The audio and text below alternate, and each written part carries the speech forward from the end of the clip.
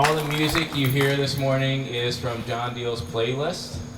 So it is all of his music, which we found sort of by accident.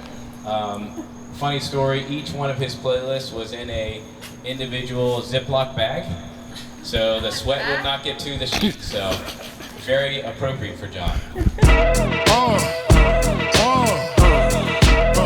Come on. Ha, sicker than your average. Papa twist cabbage off instinct. Niggas don't think shit stink. Pink Gators, my Detroit players. Tim's for my hooligans in Brooklyn. Dead right, if the head right, Biggie there, every night. Papa been smooth since days of under rules. Never lose, never choose to. Bruise, cruise, who? Do something to us. Talk, go through us. Girls want to us, wanna do us, screw us. Who us? Yeah, Papa and Pump. Close like Starsky and Hutch, stick to clutch. Yeah, I squeeze 3 at your cherry M3. Bang every MC easily. Easily. Recently, frontin' ain't saying nothing, so I just speak my peace. Keep my peace. Cubans with the Jesus peace. With my peace. Packing, asking who want it. You got it, flaunt it. That Brooklyn bull, we on it. Biggie, biggie, biggie, can't you see? Sometimes your words just hypnotize me. And I just love your flashy ways. I guess that's why they're broken, you're so fake. This is a celebration.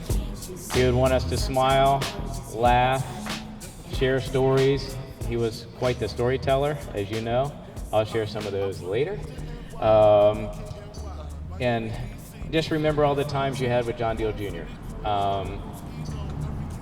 If you have not been into the back functional room, please take the time to do so. There's some wonderful pictures back there with many of you.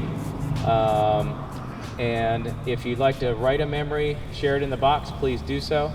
Real quickly, I just want to introduce some of John's dear friends for helping out today. So, Michael Hodgson, he's right here. AKA Mikey, Big Mikey, Fudge Stick. If you'd like to hear a funny story about any of this stuff, ask that person. I'm not going to share it. He's also his bestie, brother from another mother, fishing partner, travel buddy, shooting mate, confidant, and lifelong friend. Adrienne Hodgson, where are you? She's around here. There she is, sit at the table. Mikey's better half, thank you. John's snack and leftovers buddy, and his ever-reaching goal to be her bubble buddy. Again, ask the person about the story. My name is Scott Grafton, Ironbound Jim, John's Williamsburg bestie, and I hate to say this in front of people, but I'm also known as Shovel Bitch. There is a term, I'll tell you that story later.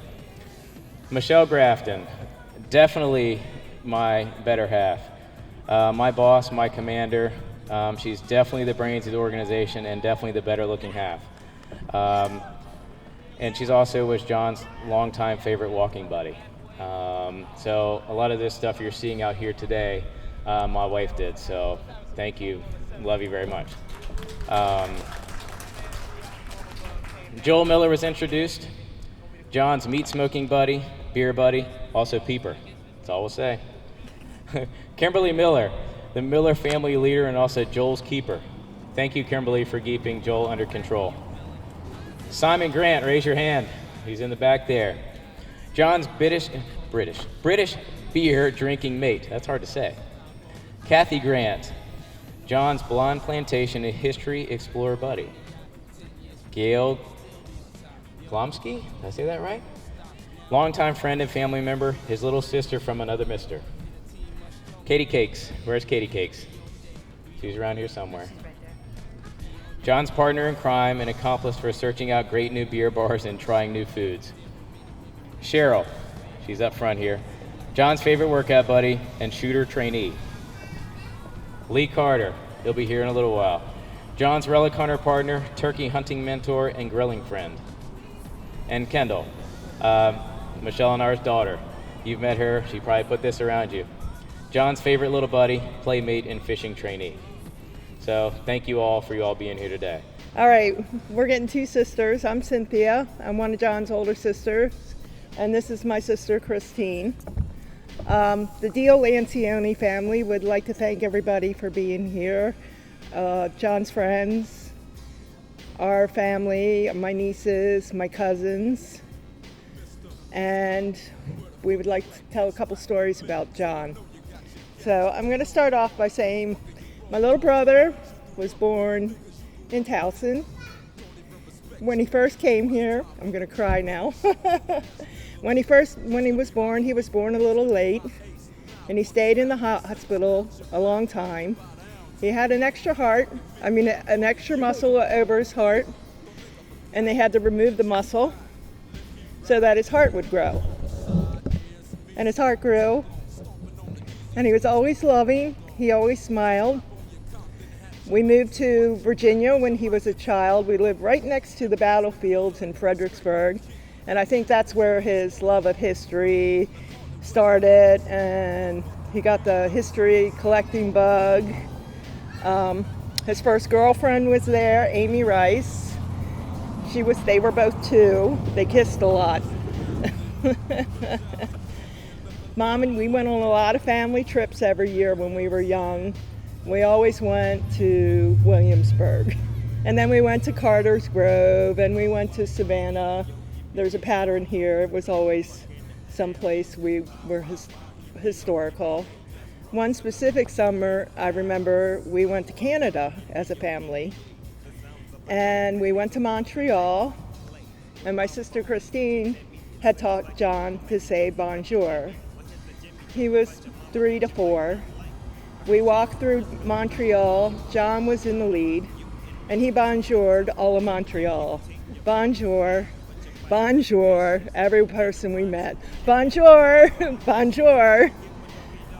When we got a little older, we moved back to Baltimore. Gosh,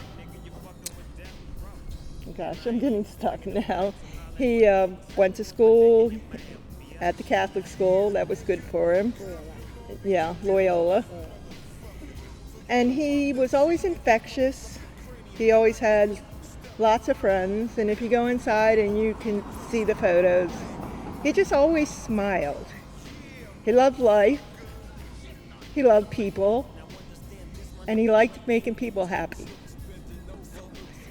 So, in my brother's honor, I'll try to be a little happier and smile a little more. And I thank him for everything he did for our family, and my dad, and my mom. Well, I wasn't going to speak, but sorry if I've broken a rule. I know a lot of people I think Scott hit on everybody pretty much, so it's just the enormous love and support that we've received over the past couple weeks has just been unbelievable. We knew John had a big effect on a lot of people's lives, but it's just to see it, it's just different. I don't know if you mentioned Sandy, but Sandy helped us write the obituary. We were just shocked by John's sudden passing, and I hate to say my mind went numb, and I just was not able to describe the wonderful person he was. So I thank her so much for being able to put onto paper something that would kind of show people that knew John, but maybe didn't know one of his hobbies that he did, or people that just casually met him. You know, it would kind of show the type of person that he was. So I think that we've thanked everybody, but I will tell, when Cynthia was talking about all the things he loved, we were getting pictures together, and I noticed this theme that kind of developed, and you don't realize it till you start looking at kids when they're little and as they grow. And it was kind of nice because everything he enjoyed as a child, he enjoyed as an adult. John was 11 years younger than me, so I kind of had a lot of the babysitting, diaper duties and all that. He was a happy kid, and a lot of kids, they have their moments, but John was always happy, and I think that's why he just had such an effect on people, from when he was bonjouring across Montreal or from here, and his love of history, obviously from our travels. But when he was a kid, I would help him try to get his room straight, which was I don't think he ever tackled the organization thing. He was a collector. He was a collector, we'll put it that way.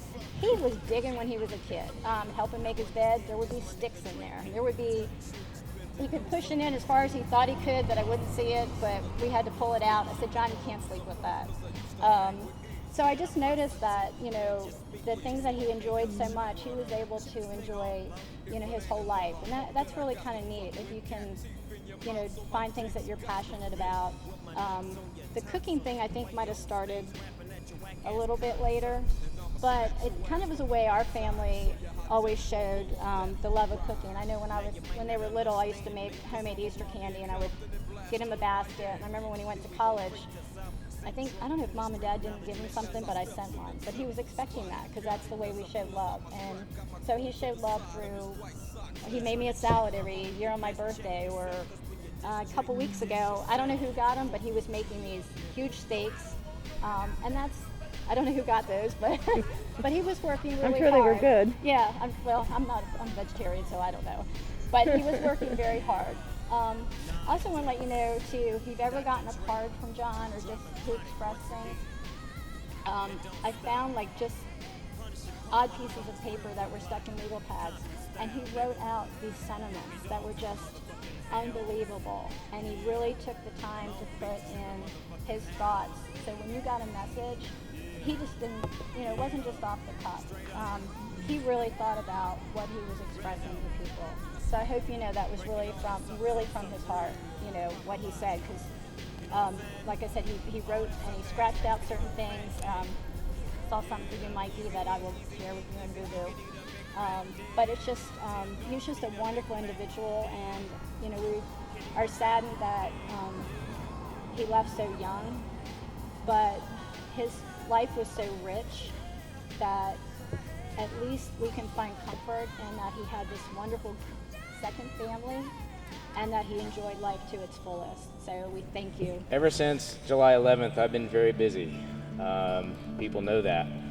I keep getting the question, are you okay? Are you okay? Are you okay? I keep saying I am, and that's probably going to be my answer. Little did I know that I haven't taken a break. This is something that we all wanted to do for John. He'd want to celebrate this. I said John was my buddy, and that's all I can say. We would talk every day. We would pretty much on the way home, if he wasn't talking to me, I know he was talking to Mikey.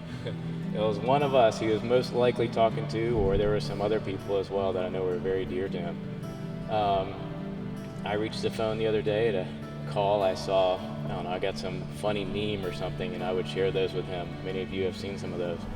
I'm gonna miss him very much. But real quickly, he taught me to slow down, and I promise you, I'm gonna slow down after today. If you knew John, he would take 1 minute to show you anything. If you asked him a question, he would stop. He would sincerely look you straight in the eye, and he would say, what do you need help with? It didn't matter what he was doing, it didn't matter what he had done. If he was in the middle of everything, he would stop, and you were his focus. That's one thing that I want to learn from him, and I promise to do that. So I think I see a lot of shaking heads out there. So if you just said hello, he would stop. I can't tell you how many people he walked out to the car, how many people stopped and had his magic fingers rub on their shoulders. So that was something that I truly want to learn, because I think he was a very good teacher, and we all need to stop and think about what he taught us while he was here. And I think that's what we need to learn. So if anyone else has anything else to say, please come up. Unfortunately, we do need to kind of rotate some people. I hate to say that.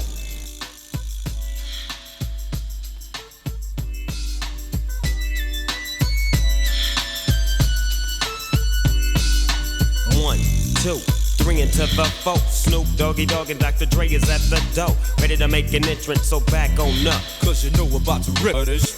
Give me the microphone first so I can bust like a bubble. Compton and Long Beach together, now you know you in trouble. Ain't nothing but a G thing, baby. Too low depth, looking low and crazy. Death row is the label that pays me. Unfadable, so please don't try to fake this. But back to the lecture at hand. Perfection is perfected, so I'ma let them understand. From a young G's perspective. And before me better get touched, they have to find a contraceptive. You never know, she could be earning her man and learning her man. And at the same time burning her man. Now you know I ain't with that this shit tenant. Ain't no piece so good enough to get burned while I'm offended. And that's realer than real deal, Holyfield. And now you hookers and hoes know how I feel. Well, if it's good enough to get broke off a proper chunk, I take a small piece of some of that funky stuff. It's like this and like that and like this and it's like that and like this and like that and it's like this and like that and like this and Drake creep to the mic like a fan. Well, I'm peeping and I'm creeping and I'm creeping, but I damn near got caught, cause my beeper kept beeping. Now it's time for me to make my impression felt. So sit back, relax, and strap on your seatbelt. You've never been on a ride like this before. With a producer who can rap and control the maestro. At the same time with the dope rhyme that I kick. You know and I know I flow some old funky this shit. To add to my collection, this selection symbolizes dope. Take a toke but don't choke. If you do, you have no clue of what me and my homie Snoop Dogg came to do. It's like this and like that and like this and it's like that and like this and like that and it's like